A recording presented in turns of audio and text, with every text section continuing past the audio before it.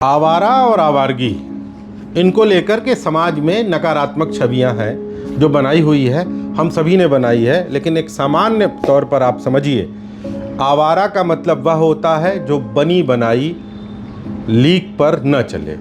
जैसा कि हमारी अवधि में एक लोकोक्ति है कि लीक लीक चींटी चले, लीक ही चले कपूत, लीक छोड़ती नहीं चले शायर सिंह और सपूत। तो जो लीक को छोड़ करके चलेगा वही कुछ नया ले करके आएगा।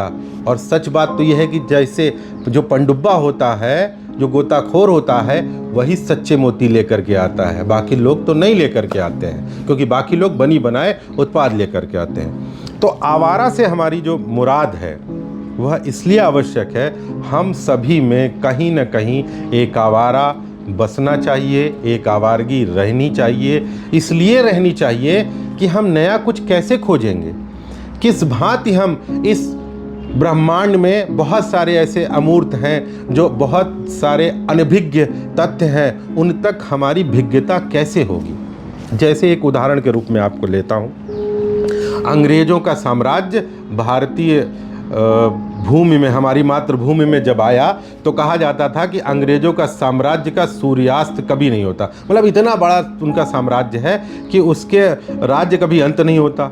अब अंग्रेज़ों की समझ, अच्छाई क्या कह लूँ या बुराई कह लूँ या जो भी कह लूँ, उनकी मजबूती थी उनकी सैन्य क्षमता और उनकी कूटनीति और आर्थिक हितों की ज़रूरतों को पूरी करने के अपनाए गए महारानी के द्वारा उनको क्या कहते, पुष्पित और पल्लवित किया जाता था कंपनी को।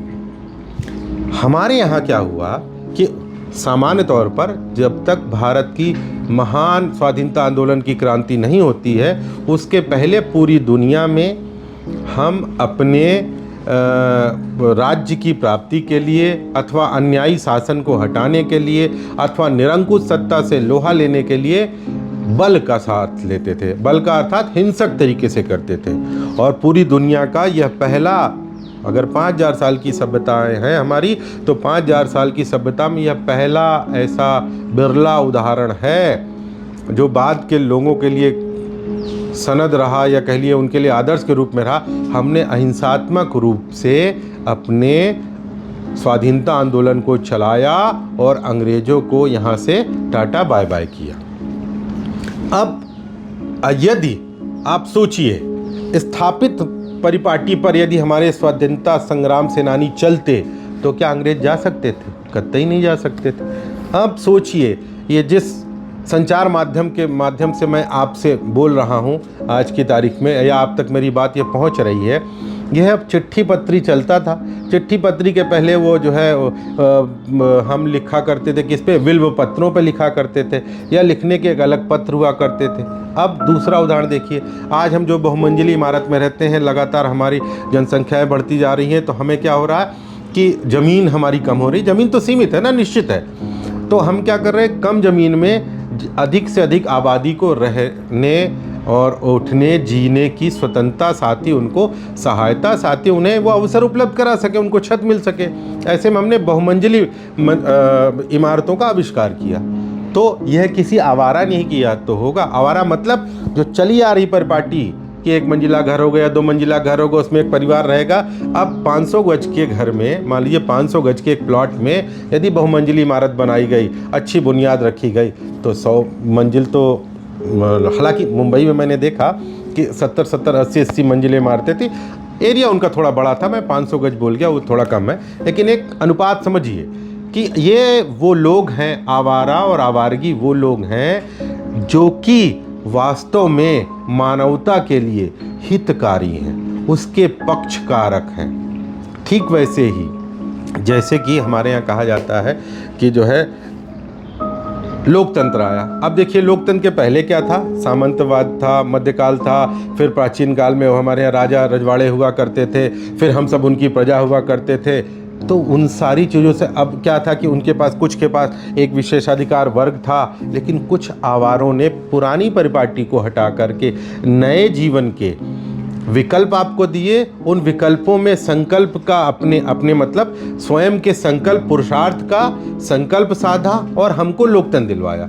उस लोकतंत्र में जिसमें सभी बराबर हैं, सभी मनुष्य बराबर हैं, न किसी के साथ न हम धर्म के आधार पर, न उसके जन्म स्थान पर, न उसके लिंग के आधार पर, न उसकी जात के आधार पर हम विभेद करेंगे। यानी सभी लोग समान हैं, समतावाद लेकर के आते हैं। तो ये कौन लेकर के आए? यदि हम स्थापित मानदंडों में चलते, जो कि वेदों से परंपरा चली आ रही है, उपनिषदों से चली आ रही परंपरा है, यदि हम उस ओर चलते तो क्या वाकई हम उसकी प्राप्ति कर पाते जिसके लिए मानवता हमारी प्रतीक्षा कर रही है? हो सकता है कि कल को कुछ नए आवारा आए और अपनी आवारगी की शैलियों के साथ वह लोकतंत्र में बहुत ढेर सारे सुधार कर सकें। जो लोकतंत्र की खामियां हैं उनका निराकरण हो जाए।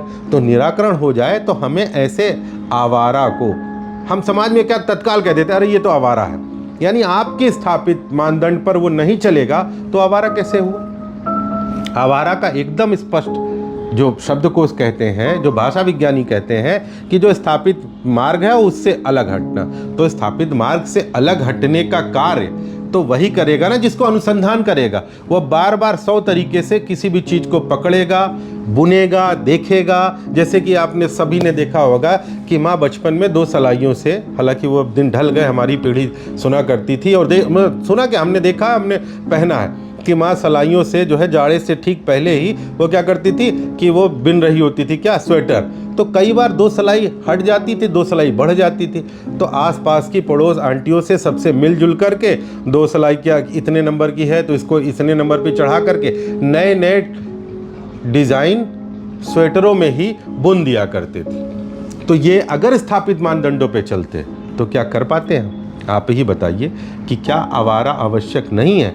आज की तारीख में आपको अब जब कोई आवारा कहे तो उसे ये बताइएगा और ये जोर दे करके बताइएगा कि आवारा और आवारगी के माध्यम से ही सदियों ने, सभ्यताओं ने कुछ नया पाया है, कुछ नया दिया है और जीवन को जीने की, जीवन की समग्रता में, उसकी संपूर्णता में अपना योगदान दिया है। और समय समय पर नए नए आवारों ने उनमें क्या किया है? चीज़ों को जोड़ा है, बनाया है। कुछ जो गैर ज़रूरी चीज़ें थी उन्हें घटाया है, उनका परिहार किया है। तो आवारा आवश्यक है। जब कोई आपको आवारा कहे तो बुरा मत मानिएगा, उससे हाथ जोड़कर कहिएगा, भैया एक बार आवारा को समझ लो फिर कुछ कहना।